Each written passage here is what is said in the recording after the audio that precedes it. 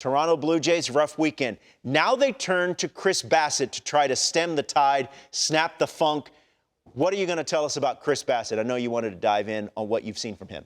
And Roflo going into Tampa, their home record amazing. Did you work with him with the Mets? I did. Not work with him, but like get in. I got pretty close to him. You know, the short little period of time in spring training, but I knew of him and what he did in Oakland with my old friend and pitching coach Gil Patterson, who's been their pitching coordinator. So, we stand here with Marvel, I do, and others we do, with stuff.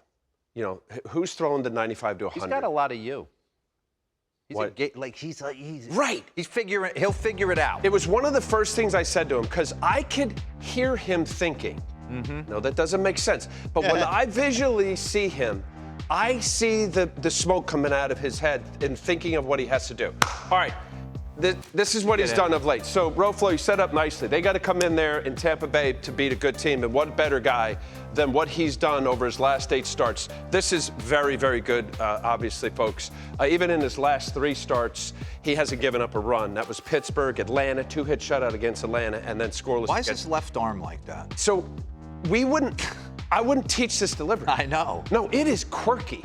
But what he does, and I'll get into this, you got to kind of throw away pitch counts with a guy like this because he works around the situation, the batter, and the count. So it's always count leverage. You were perfect with describing when guys get ahead or behind. But, basically, this is a guy that when I say this, it's not necessarily with a lot of positivity when you say kitchen sink. This guy has learned that he has multiple pitches and he uses them almost virtually on every pitch. So if I wanted to, let's go to the full screen on basically his usage. So you can see right here, now this is really unusual, right? And you might say, only 4 pitches per 100. He would use this splitter selectively against right-handers often and to change up to lefties. However, this is unusual, as you know, Roflo, or DeRo. 2-seamer is his primary pitch, but when you look at the spread, and this is the most impressive thing, several of them, he'll throw a pitch as low as 68 miles an hour and as high as 95. So now your assortment is a lot of pitches, a lot of move. Here, send to the movement page, would you, Capalvo? If we have, all right. What am I looking at? Exactly. All right, so before we get into this, you are looking at movement. This is vertical and horizontal. So we have velocities that I just showed you that Chris Bassitt will throw upwards of 95 miles an hour down to 68. If you look at this little chart right here, this is I keep saying 8 different pitches here, including obviously the changeup and the splitter. He calls this sweeper, which is a slow slider. This I'm only showing because this is what makes him so effective. This is unusual, as you know. You'll see guys with maybe 3 or 4 pitches. Maybe a sprinkle in a 5th pitch, but here it is right here with respect to his 4-seamer of vertical movement. You want to sustain through the zone. Here you go with his sinker, 2-seamer, which is his primary pitch, right on down to his curveball and sweeper, which is just a slow slider. All right, I had to establish that to go into. That's like a DNA model. Yeah, it would be, right in the little chemistry class or biology. Let's get off that. Let's go. All right, so I wanted to go into 2 starts ago. Here he is against the Braves. And Sean Murphy is about as good as any. Stop for a second just to give me a break. A second here. All right, so I'm going to show you. And I wanted to put another full screen up, but it was just too much. He was quoted as saying, what I try to establish through the first time through the order is for hitters to not see all my pitches. So he tries to establish, if he can, and most pitchers are taught to do that, so that if you are going to be in the 5th, 6th, 7th inning, in this case the 9th inning, I don't want to show you all my pitches. Yep. Okay, so go ahead. So first pitch sinker as he throws, Murphy. You see the movement. That's really good horizontal movement. Misses a heater middle. And then high cheese upstairs. So not a great at bat by Murphy. He's having a heck of a season so far with the Braves, right? All right, we're going to go stop right here. Let's see. Oh, no, this is going to give me a chance to go through it. Go ahead. All right, so now here, second at bat. 2-seamer inside, sinker, 92 miles an hour. Changeup, pretty good take, down and away. Stop right there. All right, so when I see a guy that's throwing 92, 93 miles an hour and Murph takes his primary pitch, pretty much middle down. Yeah. Tells me that he's looking for something else. Yeah. He was looking for something else right there. All right, 1-2 count. Go ahead. It shouldn't be, because coming off his first AB where he got 3 heaters in a row. Stop right there. He was on that. He was so on that. So we got changeup away, and then cheese ball, his cheese ball down the middle, and just missed it. Go ahead and play it. Better get off that. Okay, stop it again. Get off it. So guess what happens here? He gets a good swing on it. Often you'll have a pitcher go, ooh, he's on it there. I better change it all up. What he did was he missed the location. Yeah.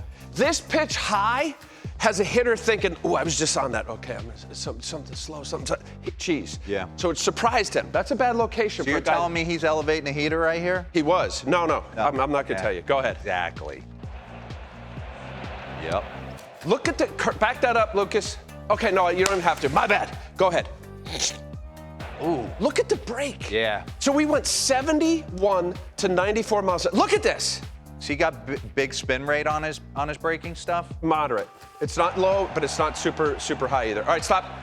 All right, so his third at bat, line out to left. It was a 2-pitch at bat. So here we go. 2 outs in the ninth. He got Murph up to finish the game. He's got a 2-hit shot piece. Go ahead. Slider just missed it. The sweeper out there. Well, no, and then he's got the big. God, Nice. So hard slider, fouled it. Goes with sweeper breaker a little slower, and then the big curveball. All right, stop right here. So here, I just wanted to show one more at bat. This is great.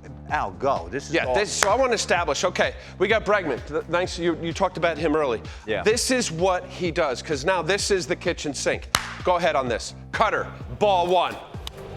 Wow. 2-seam, get out of my kitchen. Foul ball. Slow hook that he struck out Murph twice on. Cheese ball, corner. The sweeper. Change up. Cheese ball away. 84 mile an hour off the bat. So like that assortment. It's a lot. Yeah. But here's the thing that I mean, this is pretty impressive too. I mean, we've got Rich Hill on the top. So just all you have to just see is this. What's this greatest percentage of pitches under 75 miles an hour? And then what is the established pitches over 25? This basically is just reinforcing that you don't have to throw consistently 95 or better to be good. Yeah. He's now, other than that bad clunker he had his first start against St. Louis, he's been one of the best pitchers in baseball. Certainly, without a doubt. But you see here, Greinke doesn't. I'll tell you what, the Mets certainly miss him. I know they're starting to figure it out now, but wow. Well, with all the injuries they had, he would have. Hey, no matter how deep your pockets are, if you get signed Scherzer and then you bring in Verlander, that's a lot of dough. Yeah. So good. The understanding that there's so many different ways to carve a turkey. This guy has figured it out. And one last thing I want to say on this, with pitch counts, you watch this guy. I was one of those guys. I grinded. I did. I wasn't the best, but I was always giving you my best. Here's a guy that if I see him and he's dipsy-doodling and maybe pitches around a Chipper Jones to walk him. Yeah, 100 pitches. To then start over. It's nothing for him. No. Once this guy gets established, 100 is off the table.